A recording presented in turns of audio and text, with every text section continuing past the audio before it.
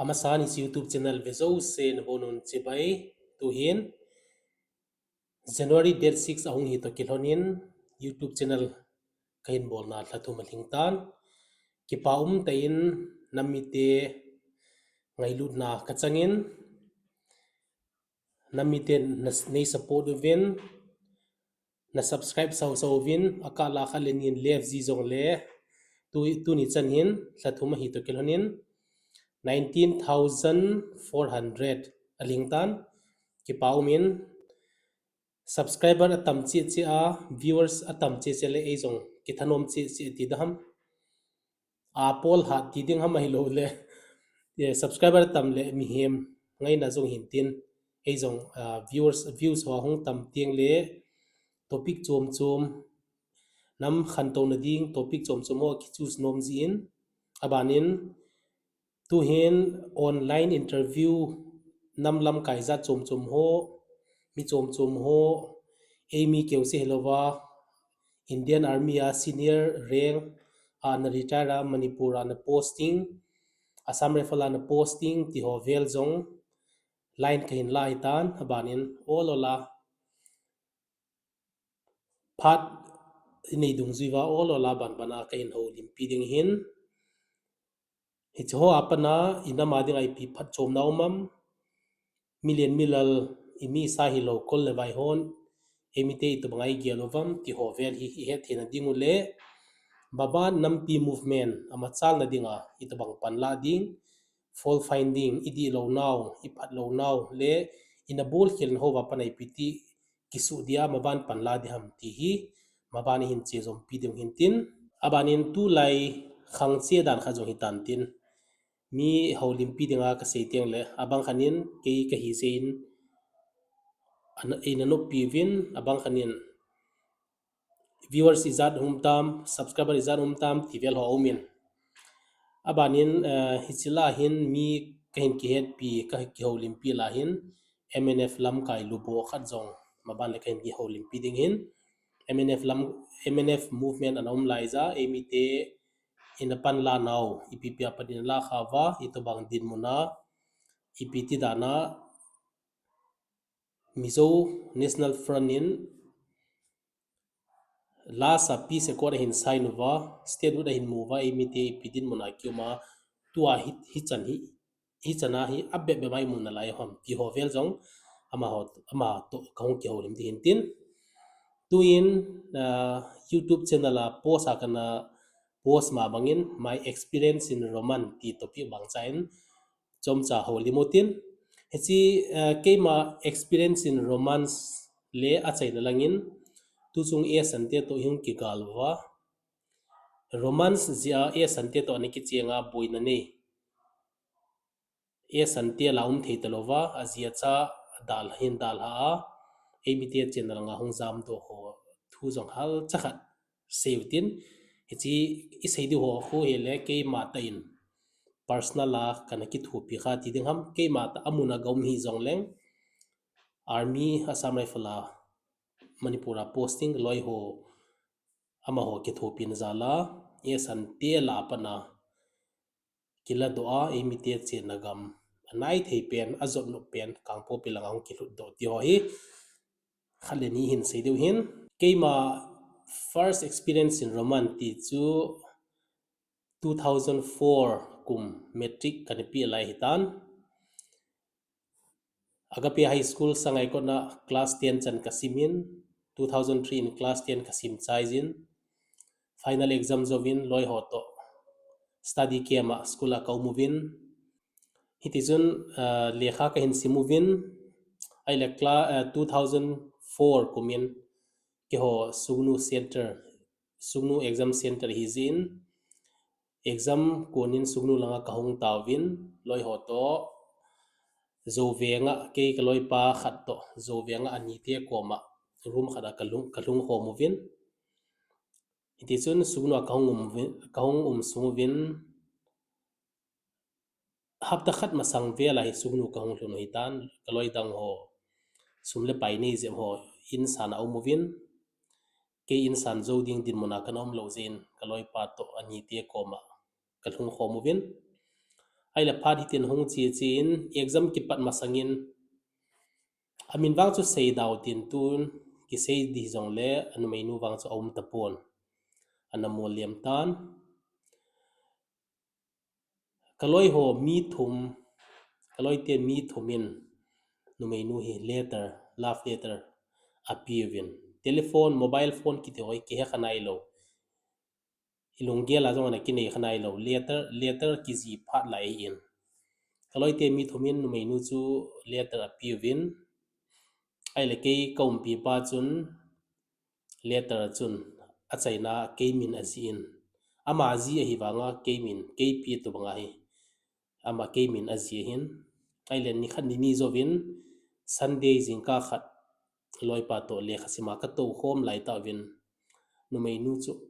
ke holang ke ni to na lang zuni na hongin ke ni jong chu ka ki vi to win hal khat zat chat nan ka dim thimu win ai la ahin la anu mai nu hi amel hoi ma zengin amel hoi dan hi ipiti seidham beni khong sai la sadan hi le pathian sim hi la nu ti ding hin zo pa wa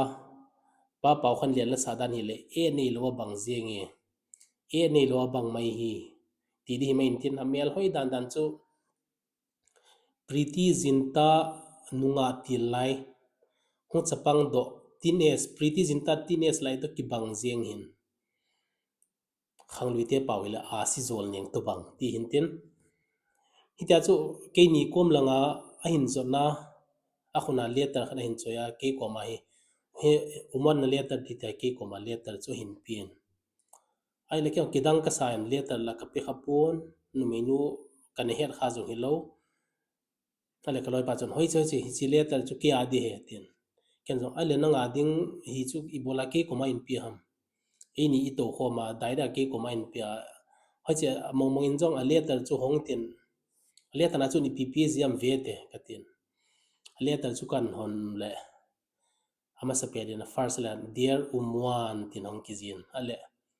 kaloi pa hi amina muan kiti mo jong jaw khalo hin ke ya khong hitan nain la kinop tu na to bangin letter chu ka sim ho movin a letter chun tambe lo azin azila tu chana mel chi thei khane le nang na kholang wa chile chun dong ma dang na ni ding hinla ka kholang ka chi jong le dong ma dang ka ni lo de na ti le kanome nanob lo ne hel sain se hel se wal ngai dam masang lai pawile sksv ngai dam akitin zo pawin gkgv gen hel gen wal ngai dam akitin anoya chun aminazin sugnu lamhang tin azin aleta chu tu chana ka koina lai hin ai wan chu hoya ka koi tam chu ka heta pon ai le kei kaniawa pana nunga an hel khalo school azong dongma na nei khalo nunga kha chan hel khalo pa chu kalung thim zo se hi ki pana na dim zengin manglun hau kip la sadan hi le anom wal zinge o manipur ti khoi main tin kalung ke ria ki mo pa zengin hito banga nunga mel hoi khanin ka hel zong ilova hitai hin ngai zeng ka tel kalung thim hi ki panan dimin lekha ka her sa ho jong alom lomin memory booster brain tonic ki don kha to bangin tinangumin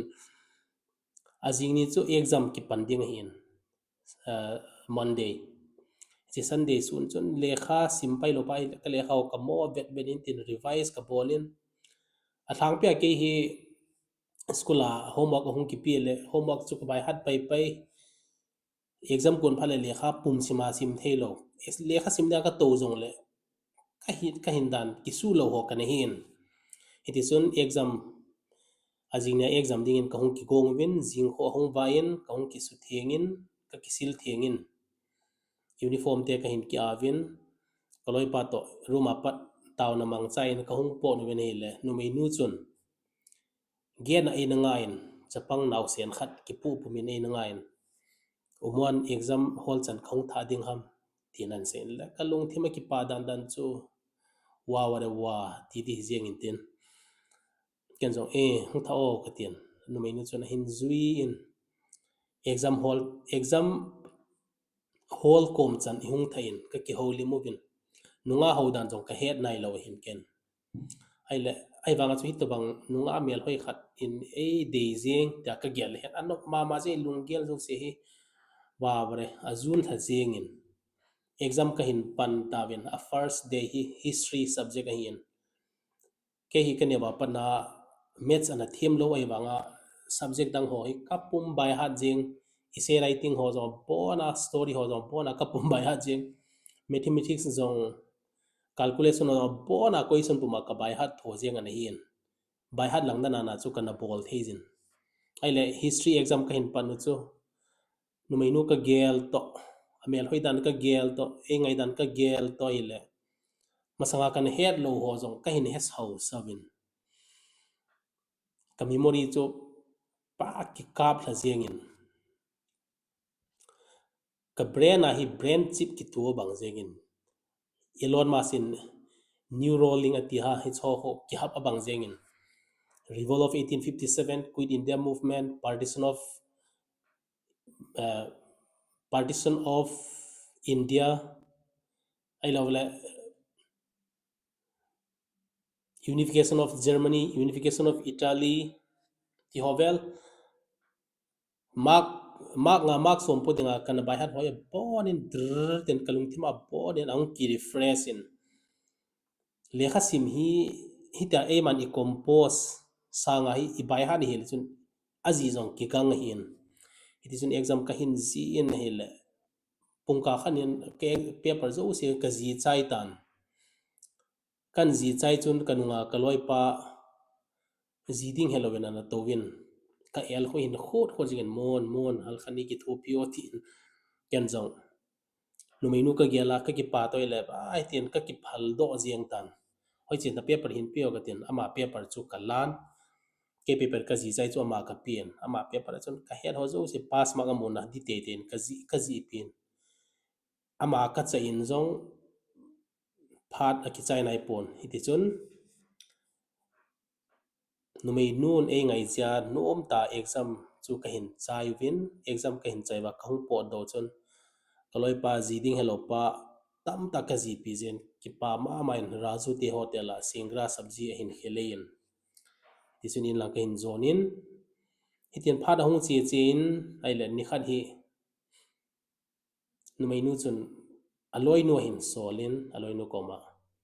uman koma tunla chance muding ana seyo tien ke koma numei nu hongin uman naloi nu ni hla le chance mu te ti piti dam nanop nam hitin ken jong chance mu hi piti mu dam ti ka gelin khwai to ke man zol hin he sange ka tien kaloi pa khat koma ka ga za ka ga thlai phein loi pa koma chun bai nunga nu chun ni hla le chance mu ri ti piti dam yes kan ti dam nang nom le chu nang toi ki hon le chu yes ka ti ding nang nom lo dang ale yes ka ti jong le ke ka chi the lo di se dang ka he lo di ka ti le yes an ti hi che khom di ha tin ken jong nu mai nu ko ma chon a care of nu ti di maintain he che phala ya care of an ki thang ma hin care of ti tu lai khang tha ho hello ho ading in nungai hel tiang le nu mai nu chu dai ranga ki hel ngam lo nu mai nu loi nu aloi te thru a ki hel ji hin che aloi te aka aloi te tu lai karwal bol hoile dalali ti dam palai middleman a ki bang ho care of a kitin care of nu koma kaga thai pein ni lale chance mudin ama koma na seo katin ni la khu hung zinin ka le khasim zo si ka hin dal hain loi pa tom no khana ka ki su to win mai te ni jong hung po do win ale ka hitin kholai dunga ka vale levin phaile la ya chance mudin ka hung to ta win kaloi pa chu nunga hel ngai dong ma nei ngai experience a hin bai piti ka sei dham pp ka bol dham pp ki ho limpi dham tila ai ten koi phejeng le chun ki chai tin ke hi cho ke kalung thima jong thenai lo amanu kamu jong le ka oso pot do lo di helai ta ka za cha nen ama ni jong ama pa experience hi jen ke ni mun khana in to savin amani a care of te ni mun chom jep khana ki gamla thim khana ki ha gamla belo ithu se ki za lo ni ri chan ge na to win aile holim khong ki panu chon ke man do ding ma ja ke hepon ho chai jani ham kumizan hi tam to class izan hi tam ko tela mai class 7 sim lai bo ni hin abanin ne mi life pi ham ka tela doctor ka hi no me tin kalungelen class 7 sima dogma nei ti so doctor hilo hel ding ati hatin ka mo gel do je ai la hitin ema cha su saum the lovin hitin ka hong ki mo holim limu bin ai le chi ka ki holim ka bin ka loi pa na loi nu an hel do in amani an ki ngai do bin ke ni ma i chan ki ho do lovin care of the ni an ki hel do bin ti chun ka hong ki henovin abani exam ka hin bol vin ai le metric exam lai ta hi zaw sang suti umji hin zaw sang suti a hapta khat to bang suti in langa ding in ka hong pot do in ka hong pot do chun ki holang bus parking sunu tulam ka bus thai ji ho cho a bus parking sunu leipul kom chek tu chung boila ya le sunu le ki hal pa chu hi chi kom chen a khon bus parking aumen no menu chun bus parking chan hong thain chi hong tha chun ke bus a ka to lai ta in bus a ka to ding konin no menu chun omwan ka to se o hezing ino do ma na nei lo di ke ti lo do ma dang ni na nei lo di ke na nga dinga kana pantet jing di hi ti hovelen sen la kalung thim han nom ma jengin fairy tales ki sei ho abang jengin hiti chun kalung thima school kai la ya la khan hong kilovin hichela chu ipyam tela keizung ka chi tai blue mun chunga nung lang jeng bu kelin ka kingai ton window a kon ka kinung hezin I zero gol to lena zoi ka hin gal dot ne ti ho ka hin gel do in hichela chu ka salung ke jin ai le in kong long tan in kong lonin ken the ha sa ki jin thing hlang lo ki konin gamla thing ki sa nin gam mang lai tin hin kho ki mangin kilo thing ki sa hol ki hlut ai lo wala thing hlang lo ki kon ti ni tin kaumin in kho ka mangin le khasima du da ti hom pon hitia gamla lo ko na ka che phala nu mai nu chu kalung thima kilo lo jengin ama nu ka gel do teng le ka meng se su jin kalung thimi ki pana na dimin ama nu muding ka hitin ka gel jingin alle so ti hong ki chai exam aban bolding in sunu lang ka hin zone kitan aile ipiung ti tam sunu ka thon chun ama nu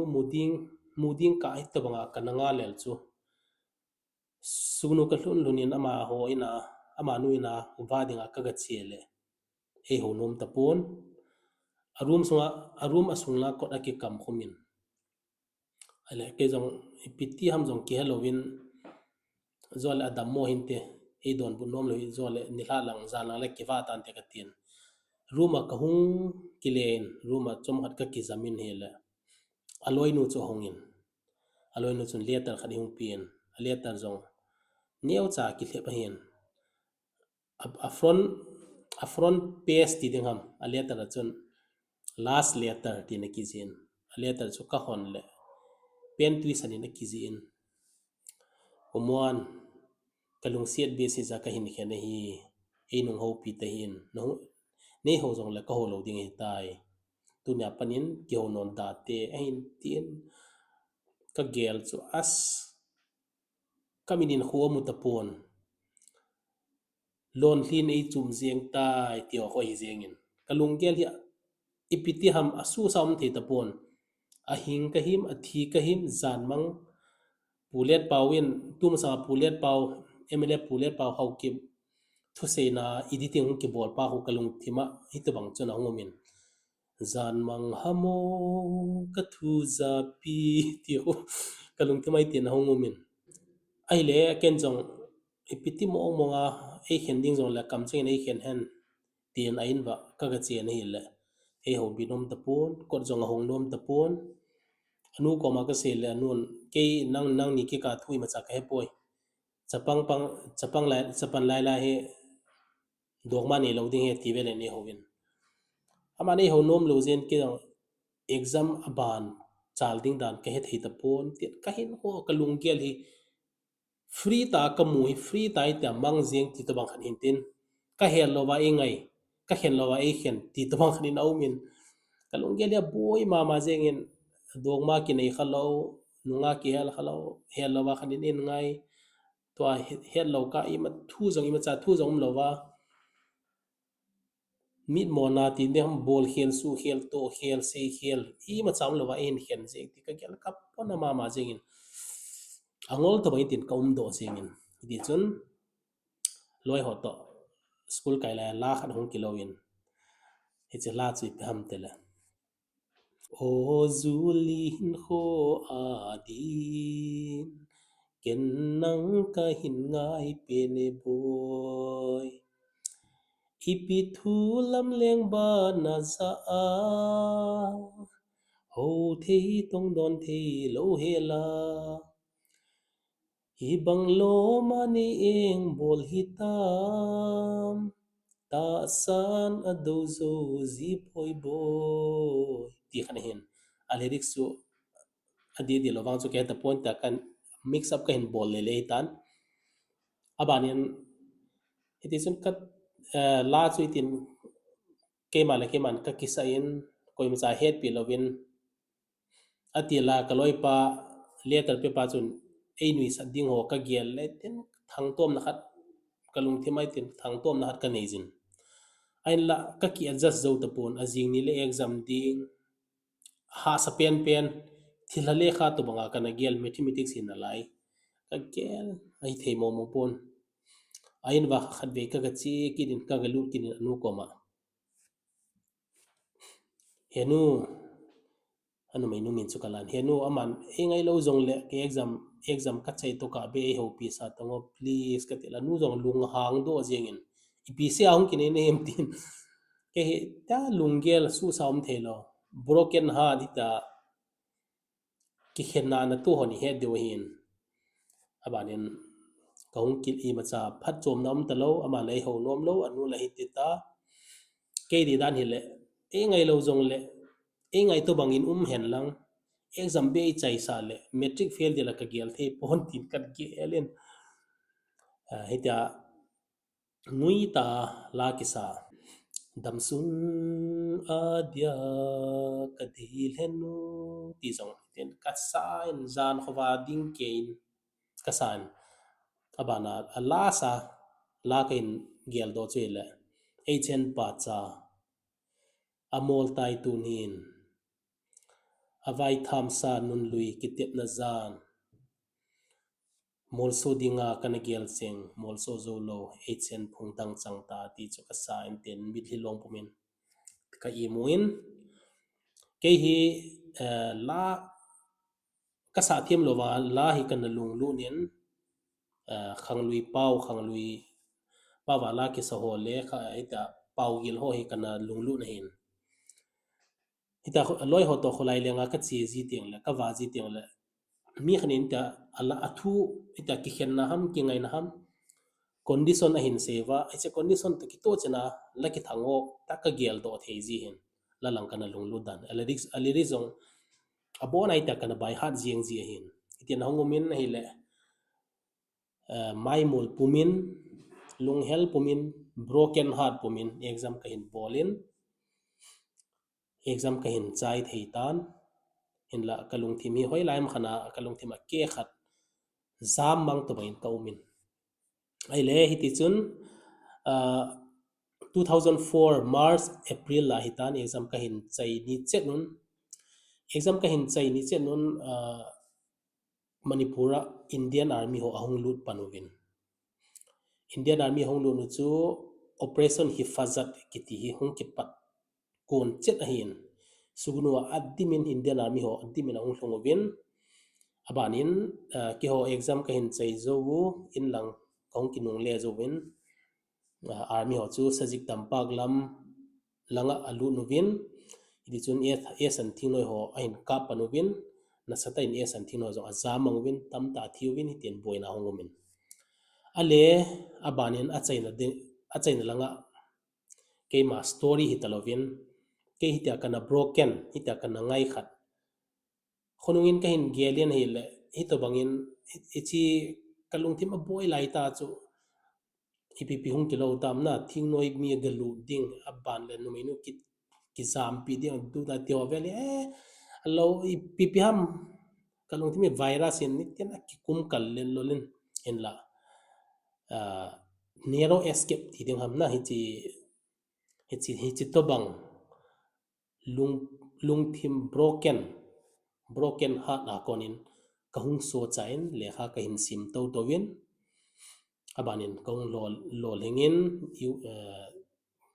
kong lol hin zowin zong anu mai nu chu khatve ka kimu pi kha ham khanile kilomin ha sei daw tin aban hi amanu chu ipp zong la a ta poi ti ding maintain adam talo hin ale tu chung e sante to hing ki do na wa hin iping te tam tile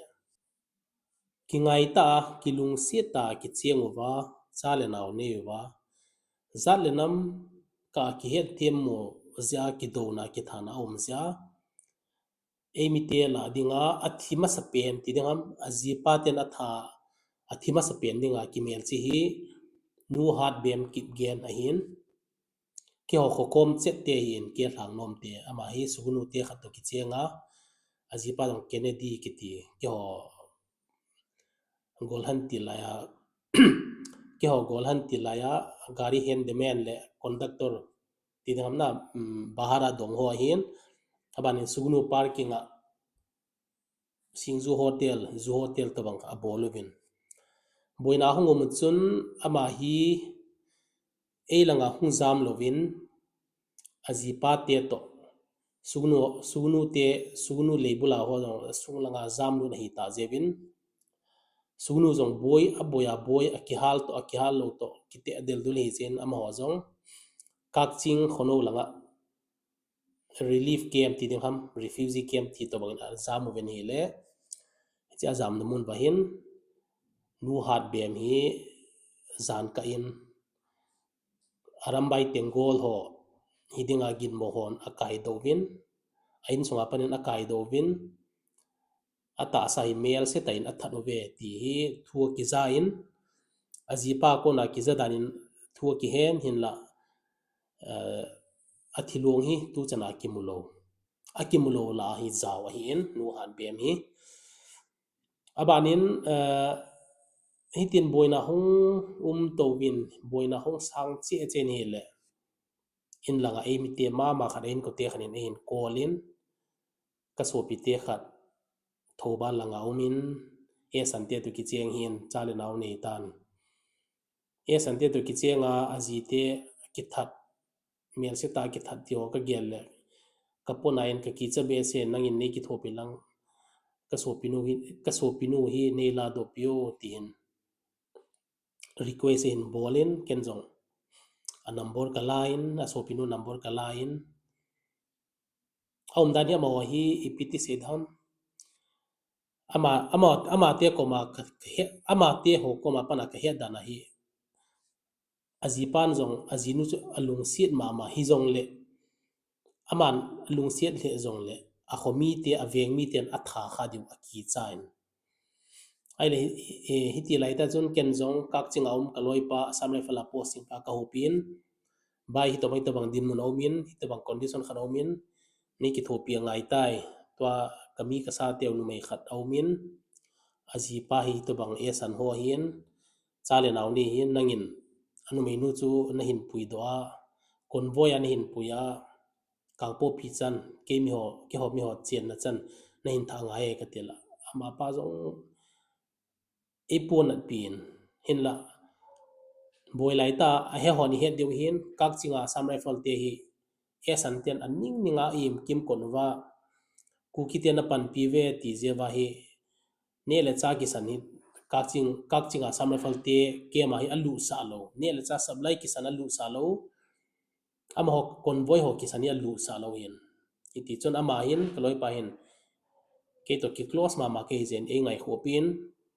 more lang palel lang apana convoy khat hongin hi chi hot to tai da in bolin ti chun arrangement ka bolwin nu mei nu chu akipui do in acha te to akipui do in ka po pilang chana ei tha do pin ama hi aso cha hi tan amin wang chu sei daw tin abanin khat hon hin kol kinin ama hi emi ho mama hin azipa jong esan ho mama hin imfala ipi hoi lai veng tiu tam a khana cheng hin cha hi li lang nei hi tan ama jong azipan alung siet ve alung siet lo ain la aveng mi teu ki sa no thule lai ta hong san pha le hin esan te hi athil bol ho hi na sa tho hin ki da ta gim nei ta mi hem bang lova nu paki ka jong zadang to ki cheng jong le nu mei hi phung mang iti to bang wai esan te to ki cheng le esan te ki so mei ama mi ho jong e ho to ki chen le e mi ki so mei ti to bang hin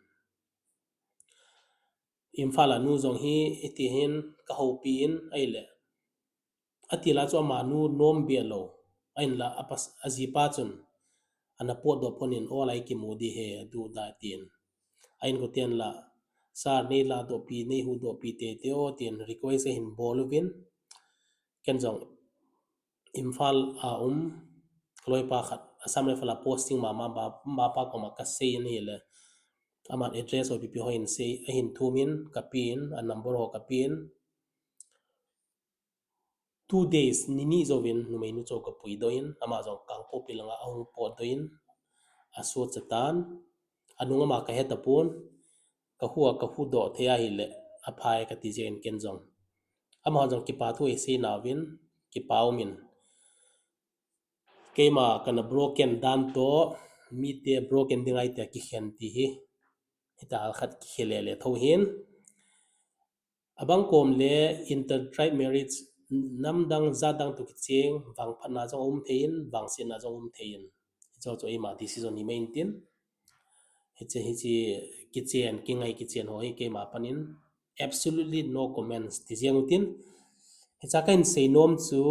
ai le lesson la ni chi episode apana lesson la nya ka dei chu le simlai chapang hi la ya hi lungtup mol so ma sai dog mane aphalo na tam taw ma hi dog mane ki ti hi thil hi igel dana che jing theilo hi in igel lo dan dana che thei ji in hi cha chu igel dan dana che lo ti hu het dingin lungtup mol so ma sanga dog man nei lo ding hi hal khat ki control ki team je mutin hutile lungtup mol so ding ke ka life ka hin huwa kana che pi kha chui pham tele work like a labor live like a king ti ding hamna nai to phalle na tong mi farmer hoi ti dam so le sal to banga ho to banga na to ding ina to ga chu inia phalle leng to banga hin ding ti ding ima intin to hi kana che pi dan khanomin aban keima life kana zui jing khat le kan lung thima lekha kana simla ya kalung thima kana gel jing kana pu jing khat pham tele english paum ki say le try hard to get what you like else you'll be forced to like what you get na dei khat na mu na dingin na sata in panlan khutilawa ile na dei lo khat force ana dei ngai ding force ana accept ngai ding ti to bang khanomin ilung tup imol so na dinga hi dei banga ai thei banga na sata panla de e male ma ki hambola panla ngai jin khutilawa ile imu pen pena lung thai ngai ti di hi maintain adangi ha elaborate ha bol dautin chi hi simlai ho adia service jiding ho katil ho nom na hintin ki paumin tuni san hin youtube langa nam na to achal jing thejin kyam kalung thaijin ita discussion chom ho topic chom ai ki ho na ho nammi te khalenin na phat chom video ke man jong ka gel jingin che comments ho kasim jin comments ho panin ke jong satisfaction na lung thai na ta ka nei jin okay ke man khaleni thu khaleni kain sia mi khaleni kain ho limpia chi nam mi tian kha lo na phat chom pin a neu chai ni wa jong le so ke ding ai aim fulfill hi jengin nam na to na platform da na ka hin mana hi ta ka hin bol hin ki paumin mabana zong thil phachom chom nam pi ading phachom thei nam pi panlan ading phachom thei ho in sei zom jing then divin khat le khat ki to so jing tin pan la khom jing te ti en se no hin YouTube channel thathuman hin to kilhonin muntina subscribe bol hole anave hole mabana hin bidding ho zo se na bon chuma ki pa thu ken sejin na bon bin jingka pha nom le mangpha